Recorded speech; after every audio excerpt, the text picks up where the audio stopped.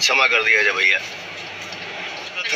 जो हम लोग कुछ भी कर पाते हैं, वरना कुछ नहीं हो पाएगा। जो भी होता है, जो भी होगा, जो भी हुआ, वो सब आप लोगों के आशीर्वाद के ही दम पे होता है, आप लोगों के प्यार के ही दम पे होता है।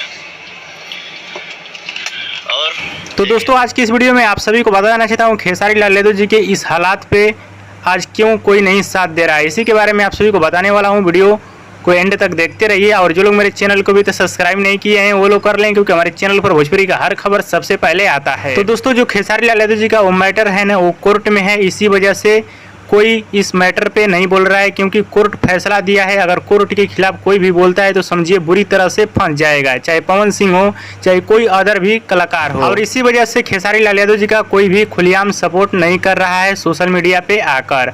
हाँ तो दोस्तों बहुत भाई लोग इसके बारे में जानना चाहते थे, इसीलिए हमने ये वीडियो बनाया। वीडियो पसंद है तो ज़्यादा लाइक करें, कमेंट करें, शेयर करें, सब्सक्राइब करें। धन्यवाद।